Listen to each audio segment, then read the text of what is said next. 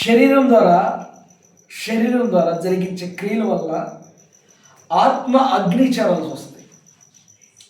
శరీరం ద్వారా జరిగించే క్రియల వల్ల ఆత్మ అగ్నికి వెళ్ళాల్సి వస్తుంది. ఇప్పుడు మనం ఆత్మను కాపాడుకుంటా ప్రార్థన చేస్తున్నామా, శరీరాన్ని కాపాడుకుంటా ప్రార్థన చేస్తున్నామా? దేన్ని కాపాడుకోవటానికి? నా వైపు చూడండి, నా వైపు చూడండి. ఆత్మను కాపాడుకుంటకు ప్రార్థన, సంపదలు కాపాడటం కాదు. నీవు ఆయనతో నడవటం నేర్చుకో, దేవుని వాక్యం నివసించడం నేర్చుకో. ఆయన సర్వ సంపదలకు ఇస్తాను అనే ఉంటాడు. ఎవడా ఇస్తారా? ప్రభు నీకు ఇచ్చిన మాట ఏంటి? ప్రభు నీకు ఇచ్చిన మాట ఏంటి? ఏ మాట ఇచ్చాడు? ప్రతి భాష చూస్తానండి కదా. వాస్తవంగా ఆయన ఉన్న పరిస్థితి బట్టి ప్రభావితం మాట్లాడాడు. నీకు ఇచ్చిన మాట ఏంటి? నీకు ఇచ్చిన మాట ఏంటి కదా. ఇప్పుడు నీకు ఇల్లు లేదు, ఆయన ఒక ఇల్లు ఇస్తే ఆశీర్వాదం కాదా? కదా. మరి రోజు ఏడుపుతూనే ఉంటుంది, క్రై క్రై క్రై, ఏడిపే ఏడుపు ఏడిపే ఏడుపు. ఇప్పుడు దేవుడు ఏమంటాడు? ఏడమంటాడు, వద్దంటాడా? గట్టి ఏడవద్దంటాడు కదా. 25 ఏడ్చాం, 26లో మనకేం కలుగుతుందంటే నీతిని బట్టి వెలుగు కలుగుతుంది. హల్లెలూయా హల్లెలూయా హల్లెలూయా. ఏం కలుగుతుంది? దేవుడు నీతో ఏమన్నాడు? నీకేమిచ్చాడు దేవుడు? అందరిని అడుగుతా, అందరూ రెడీ చేసుకోండి.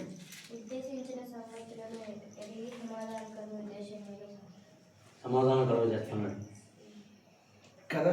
ఏదైనా అంటే టిక్కన బాధ అవుతుంది. ఏమవుతుంది? వస్తుంది. ఇప్పుడు బాధ ఉండేవాళ్ళ దగ్గర సమాధానం ఉంటుందా? ఉండదు. బాధ లేనివాడితోనే సమాధానం ఉంటుంది. పేతురుతో అంటాడు యేసు ప్రభు, కత్తి పట్టుకుని కత్తి చోతనే మరణిస్తాడు. మనం ఆత్మ సంబంధమైన జీవితంలో వర్ధిల్లాలి. ఈ 26లో మన ప్రయాణం దేంతో? నీతితో. అందరు చెప్పండి, నీతితో. హల్లెలూయా. ఎంత ప్రయాణం? నీతిమంతుల కొరకు వెలుగును. మన ప్రయాణం దేంతో ప్రారంభమైంది? నీతితో మన ప్రయాణం ప్రారంభమైంది. ఇప్పుడు మనం ఊరు వెళ్ళాలి, అత్తగారింటి కాడి నుంచి పుట్టింటికి వెళ్ళాలి. వెళ్ళాలంటే ఎక్కడ రావాలి? ఎక్కడ నిలబడితే రావాలి? బస్ స్టాప్కి వచ్చి దేనికోసం ఎదురు చూడాలి? బస్సు కోసం. బస్సు రాగానే బస్సు ఎక్కుతాం. బస్సు ఎక్కి నాకు ఏం చూసుకుంటాం? సీట్ ఉందా లేదా చూసుకుంటాం కదా. సీట్ ఉందా లేదా చూసుకుంటాం. సీట్ ఉండగానే అమ్మాయా సీట్ కూడా దొరికిందయ్యా, టైంకి బస్సు దొరికింది. ఈ భాష కాదు, టైంకి బస్సు దొరికింది, టైంకి సీట్ కూడా దొరికిందిరా. అబ్బా అసలు చాలా ఆనందం ఉంటుంది అంటారా కదా. సరే, ఎంత ఆనందం దిగి ఇంటికి వెళ్ళారా? ఏంటమ్మా ఇంటికి వచ్చావు? మ్యాన్ పంపిడేమే అన్నారు అనుకో. అక్కడ ఆడు తిట్టి ఇక్కడ నువ్వు తిట్టంటే నేను మొత్తం మీకు ఇష్టం లేదా? ఏమంటారు? ఏమ్మా అక్కడ ఆడని ఇక్కడ మీరంటే నేను ఎందుకు బతకాలంటారు. అందుకే ప్రభు అంటున్నాడు, లోకంలో మీరు మీ ఇష్టానుసారంగా బ్రతికారు కాబట్టి ఇప్పుడు మీరు అలా బ్రతకొద్దిక, మీరు నీతిగా బ్రతికితే మీ నీతి మీద వెలుగును నేను ప్రకాశింపచేస్తాను. మన గుడారం మీద, మన కుటుంబం మీద, మన పిల్లల మీద, మన జీవితం మీద, మన చెయ్యి పనుల మీద ఆయన వెలుగు ప్రకాశిస్తుంది. నీ చదువు మీద ఆయన వెలుగు ప్రకాశిస్తుంది, మీ చదువుల మీద ఆయన వెలుగు ప్రకాశిస్తుంది, మీ ఉద్యోగాల మీద ఆయన వెలుగు ప్రకాశిస్తుంది, మీ ఆలోచన మీద ఆయన వెలుగు ప్రకాశిస్తుంది. హల్లెలూయా. నీ ఆరోగ్యం మీద ఆయన వెలుగు ప్రకాశిస్తుంది. ఆమేన్. హల్లెలూయా కదా. రెండవ మాట మాట్లాడుతున్నాడు, యథార్థ హృదయుల కొరకు ఆనందమును పెద్దబడి ఉన్నవి. ఎవరి కొరకంట? యథార్థుల కొరకు. ఏమెత్తబడింది? ఆనందము పెద్దబడి ఉన్నవి యథార్థుల కొరకు. వెలుగుతో పాటు మనం ఇప్పుడు ఏం జత చేయాలి? నీతితో పాటు ఏం జత చేయాలి? యథార్థతను జతపరచాలి. నీతి యథార్థత జత ఎట్లయినాయి? నీతి యథార్థత జత ఎట్లయినాయి? ఎడ్ల బండి కట్టబడింది. ఇప్పుడు ఈ బండి ఏం చేయాలి? సాఫీగా కొనసాగించాలి. మన కొరకు ఏం దాచబడింది? యథార్థుల హృదయ కొరకు ఆనందము. నువ్వు యథార్థత ఉంటే నీలో ఎప్పుడు ఆనందమే. నువ్వు యథార్థత లేనప్పుడే నీకు దుఃఖం. నువ్వు యథార్థత ఎప్పుడైతే విడిచిపెట్టావో అప్పుడు శ్రమ, అప్పుడు వేదన, అప్పుడు బాధ, అప్పుడు అవమానం. నువ్వెందుకు తృణీకరించబడుతున్నావంటే నువ్వు యథార్థత కోల్పోయావు. ప్రభుత్వం ఉన్న కమిట్మెంట్ పోయింది నీకు. దేవునికి ఇచ్చిన మాట నువ్వు తొలగిపోయావు. దేవునితో చేసుకున్న తీర్మానం తప్పిపోయావు. నువ్వు అంటా ఉంటావు కదా, ప్రభా నువ్వు నన్ను ఆస్వాదిస్తానన్నావు కదా, వెలుగా ఇస్తానన్నావు కదా, నాకు ఆనందం ఇస్తానన్నావు అని అడిగినప్పుడు ఆయన అంటాడు, అమ్మా ఇస్తానన్న మాట వాస్తవమే, కానీ నీ దగ్గర నీతి ఏది? నేను ఆనందం ఇస్తానన్నమాట వాస్తవే, కానీ నీ దగ్గర యథార్థత ఏది? హల్లెలూయా. ఆయన ప్రశ్నకు సమాధానం ఉందా మన దగ్గర? ఉందా? నేను దాహం ఇస్తే అది ఎన్నటికీ ఇక మీరు మరలా దప్పిక కొనరు. ఆ మాట ఎవరితో మాట్లాడుతున్నాడు? సమ్మనయ్య. యాకోబు బావి దగ్గర ఎండవేళ్ల సమయ స్త్రీ వస్తే ఆమె మాకు దాహం పోయాం అంటే ఆమె ఏమిటది? యూదులకు సమరయులతో పొత్తిట్టేసాం. మేము పాపులం కదా, యూదులు నిష్ట కలిగినోడు కదా, భక్తులు కదా అంటే ఇప్పుడున్న పెరిగి కూడా నీ వాడు ఏమి చెప్పేదేంటి? ఏం చెప్పేదేంటి?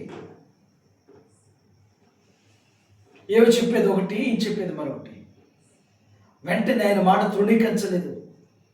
ఆయన మాటను ఆస్వాదించి, ఆయన మాటను ప్రేమించి, ఆయన మాటకు లోబడి ఆమె కుటుంబంలోకి, ఆమె జీవితంలోకి వెలుగు తెచ్చుకుంది. ఆమె జీవితంలోకి ఆనందం తెచ్చుకుంది. అన్ని చోట్ల పరిగెత్తుతూ గంతులేస్తూ లేని పిల్లలాగా అతడే మెస్సయ్య, ఆయన యేసయ్య, నేను యేసయ్యను కనుగొంటిని. మీ జీవితంలో వాగ్దానం పట్టుకోవటం కాదు, ఆయన మాటను కనుగొండి. ఆయన మాట ప్రకారం జీవించండి. ఆయన మాట ప్రకారం ముందుకు కొనసాగించండి. ఆయనతో మీరు కలిసి జీవించండి. ఆయన ఇచ్చే సమాధానం సదా తోడై ఉంటుంది. రెండో మాటలో అక్కడే ఉంటుంది చూడండి. ఆయన 97:12 కూడా అక్కడ చూడండి. నీతిమంతులారా యెహోవా యందు సంతోషించుడి, ఆయన పరిశుద్ధ నామమును బట్టి ఆయనకి కృతజ్ఞతాస్తుతులు చెల్లించుడి. ఎవరంట సంతోషించేది? ఎవరు సంతోషిస్తున్నారు? నీతిమంతులారా. ఏకవచనమా బహువచనమా?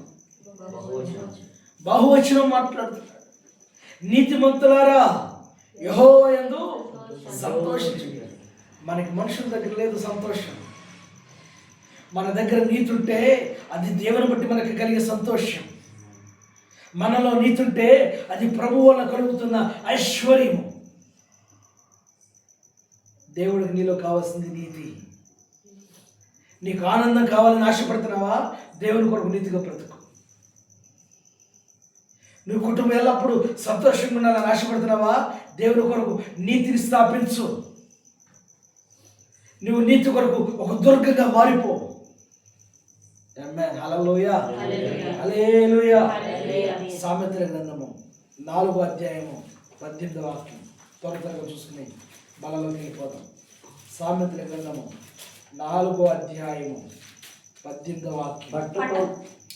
పట్టపగల వరకు వేకు వెలుగు చేసినట్లు నీతిమంతుల మార్గము అంతకంతకు చేసిరిల్లును. చదవాలి కదా, చదవండి. ఇప్పుడు చదవండి. ఒకడు పట్టపగల వరకు వేకు వెలుగు చేసినట్లు.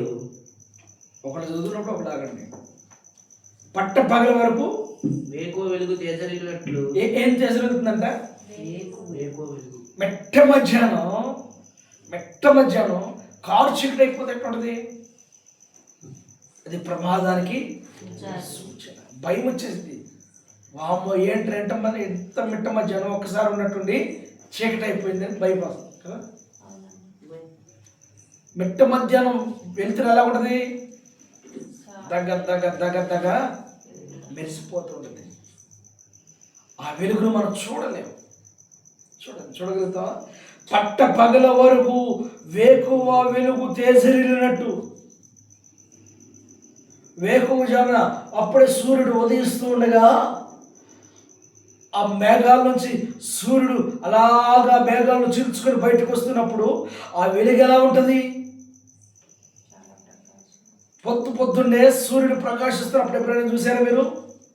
పొద్దున్నే ఆ వెలుగు అలాగే ఆ మేఘాలు చీల్చుకొని ఆ సూర్యుడు అలాగ బయటకు వస్తూ ఉంటే ఆ సూర్యకిరణాల వెలుగు అద్భుతంగా ఉంటుందండి. దేవుని సన్నిధిలో మనం అలాగ ప్రకాశించాలి. పట్ట పగల వరకు ఎక్కువ వెలుగు తేజరిల్లినట్లు నీతిమంతుల మార్గము అంతకంతకు తేజరిల్లును. ఈ వెలుగు వెలిగిద్ది, మళ్ళా ఆరిపోయింది. నీతిమంతుల వెలుగు ఆరిపోయేది కాదు, అంతకంతకది తేజరిల్లుతూనే ఉండదట. దేవుని సన్నిధిలో మనం తేజరిల్లడానికి వస్తున్నామా, ఆరిపోవటానికి వస్తున్నామా?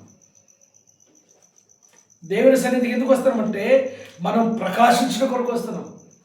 ప్రకాశించి ఆ దివ్య సియోనులో నివాసించడానికి వస్తున్నాం. నిత్య రాజ్యములో ఆయనతో కూడా ఉండటానికి మనము వస్తున్నాం. దేవుని పిల్లరా, జ్ఞాపకం ఉంచుకోండి, మీ జీవితాలు భద్రపరచుకోండి. దేవుడి మాటలు తన వెనుకల్లో దీవించును గాక. ఆమె